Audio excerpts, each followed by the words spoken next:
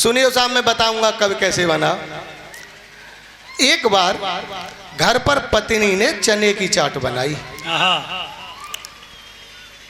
एक बार घर पर पत्नी ने चने की चाट बनाई तो ये देख के हमने सोचा थोड़ी सी ये होली का मौसम है, शरारत कर लें। तो हमने उनसे कहा, अरे भाई क्या ये रोज रोज चने बने की चाट बना लेती हो? ये चने बने तो घोड़े खाते हैं। क्या बात है? तो पत्नी बोली, मेरा एहसान मानो जो गधों को खिला रही हूँ। अच्छा, ये जो हास्य कवि होते हैं इनकी परिस्थितियां बड़ी बुरी होती हैं, दुर्दशाएं बहुत होती हैं इनकी। अभी बीच में ये मुंबई गए थे, वाह भाई वाह में, मनोज नागर जी। जब ये हवाई जहाज में प्रवेश किए तो वहाँ दरवाजे पर एक एयर होस्टेस खड़ी थी। उसको देखने के बाद ये बोले कि आपकी शक्ल मेरी पत्नी से मिलती है। भावुक हो गए। एयर होस्टेस बड़ी एक्टिव थी, उसने झट से एक खींच के कान के नीचे लगाया नागर जी के। नागर जी बोले कि तुम्हारी तो हरकतें भी मेरी पत्नी से मिलती हैं। तो ये दुर्दशाएं होती हैं इन कवियों की। राजकिशोर राज जी हैं जो एक कवि के साथ साथ पत्रकार भी हैं। एक दिन हमारे पास आए और आकर के माइक ठूंस दिया मुंह में और बोले, नागर जी आप कब कैसे बने? नागर जी आप कब कैसे बने? तो हमने इनको बताया, अरे भाई राज जी, कोई भी व्यक्ति अपनी खुशी से, शौक से कवि नहीं बनता है। अरे कवि तो उसे शादी के बाद की मजबूरियां बनाती हैं,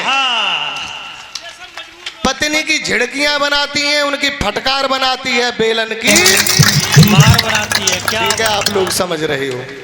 सुनिए साहब, मैं बताऊंगा कब कैसे बना। एक बार घर पर पत्नी ने चने की चाट बनाई। एक बार घर पर पत्नी ने चने की चाट बनाई तो ये देख के हमने सोचा थोड़ी सी ये होली का मौसम है, शरारत कर लें।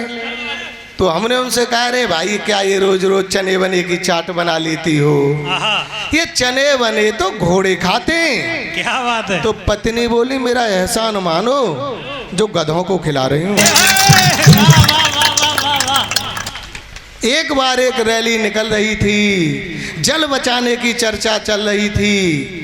हमने अपने ज्ञान चक्षु खोले और पत्नी से बोले, देखा हम तो शान से जीते हैं। अरे पानी बचाने को ही तो उसमें विस्की मिला के पीते हैं। क्या बात है? वाह वाह वाह वाह।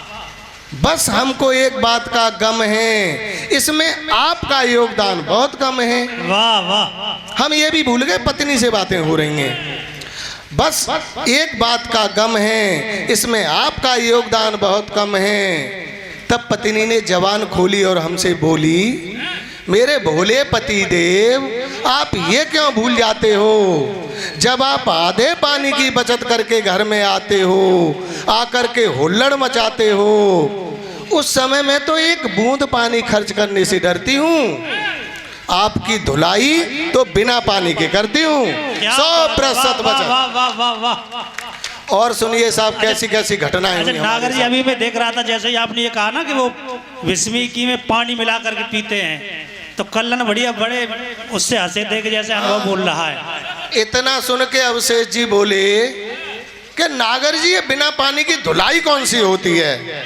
हमने कहा, अवशेष जी शादी हो जाने दो, सब पता लग जाएगा, इसकी एक्सपर्ट पत्नियां होती हैं। वाह वाह वाह वाह। एक बार और सुनिए साहब, क्या घटना हुई मेरे साथ। एक बार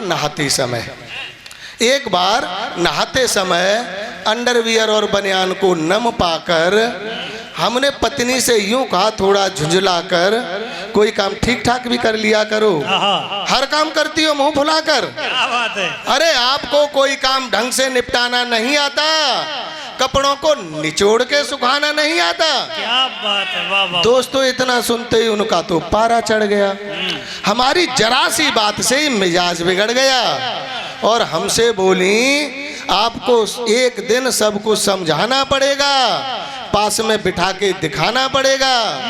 काम हंसी खुशी से करती हूँ या मुंह मरोड़ती हूँ, कपड़ों को कैसे निचोड़ती हूँ। और अंतिम बात सुनना साहब, फिर इसके बाद इस तरह की कोई बात आप दोबारा नहीं कहोगे, और किसी दिन आप धोके निचोड़ दिए तो सुखाने के लायक भी नहीं रहोगे, सुखाने के लायक भी नहीं रहोगे। और सुनिए साहब, क्या बात है, क्या हमारे पीड़ा है। हमारे हिंदू धर्म के अनुसार ऐसा मानते हैं कि सावन के महीने में कड़ी खाना वर्जित है। सावन के महीने में कड़ी खाने वाले अगले जन्म में गधे बनते हैं। सुनिए साहब, क्या हुआ, एक बार खाने में, एक बार सावन के महीने में खाने में कड़ी पाकर हमने पत्नी से बस यूं कहा, थोड़ा समझाकर, थोड़ा चिल्लाकर, अरे आपने अपनी बुद्धि को क्या गिरवी रखवाया है? अरे सावन के महीने में कड़ी खाना किसने बताया है? हम हमेशा से बुजुर्गों से इसके बारे में यही सुनते हैं, सावन के महीने में कड़ी खाने वाले अगले जन्म में गधे बनते हैं। ये सुन के पत्नी बोली, अब कौन से मनुष्यता के प्रमाण पत्रों से लदे हो? आप तो आज भी गधे के गधे हो। क्या बात है, वाह वाह वाह। आप तो आज भी गधे के गधे हो। एक और पते की बात बताऊं, आपको हिंदी में समझाऊं? अवशेष जी, बहुत काम आएंगी ये बातें। आपको एक और पते की बात बताऊं, हिंदी में समझाऊं? अरे पुरुषों का शादी होने से पहले तक ही इंसान से नाता है, और शादी होने के बाद तो उन्हें इंसान होने का सिर्फ वहम रह जाता है, सिर्फ वहम रह जाता है। वाह वाह वाह वाह। लेकिन एक बात बताऊं साहब, और भी बहुत ज़्यादा भीड़ मिलती है हमें जहाँ पर हम काव्य पाठ करते हैं, लेकिन आप बहुत मन से सुन रहे हो। और कोई भी वक्ता हो, कोई कवि हो, वो ये देखता है कि सामने वाले हमको सुन कैसा रहे हैं। लेकिन कहीं कहीं तो हमें ऐसा पाला पड़ जाता है, हमें खुद ये समझ में नहीं आता हम क्या सुना रहे हैं और सामने वाले क्या सुन रहे हैं। सुनिए साहब, एक बार क्या हुआ कि एक बार मेरा काव्य पाठ सुन के एक बूढ़ी अम्मा रोने लगी। एक बार मेरा काव्य पाठ सुन के एक बूढ़ी अम्मा रोने लगी। मुझे ये देख के बड़ी फिक्र होने लगी। थोड़ी देर बाद मेरा काव्य पाठ बंद हुआ, मैं कुछ स्वच्छंद हुआ तो मंच से उतरकर अम्मा के पास आया। उन्होंने बड़े प्यार से अपने पास बिठाया। मैंने कहा, अम्मा क्या ताना बाना बुन रही थी? कविता बड़े ध्यान से सुन रही थी। ये सुन के अम्मा बोली, बेटा मैं क्या ताना बाना बुनती, कविता का खाक सुनती। एक दिन मुझे तो एक ही फिक्र सता रही थी, एक ही चिंता खाए जा रही थी। एक दिन तुम्हारी तरह से ही मेरा पड़रा चिल्लाने लगा। एक दिन तुम्हारी तरह से ही मेरा पड़रा चिल्लाने लगा, खूंटा पे जौहर मचाने लगा। बेटा उसका चिल्लाना मुझको इतना खर गया, चिल्लाते चिल्लाते पड़रा मर गया। वाह वाह वाह। मैं तो बस इसी बात से डर रही थी, भगवान से यही प्रार्थना कर रही थी, आप जैसे भी अपने घर से आए हो वैसे ही सही सलामत अपने घर जाओ। कहीं ऐसा ना हो कि चिल्लाते चिल्लाते पड़रा की तरह से आप भी मर जाओ। वाह वाह, ठीक है, धन्यवाद।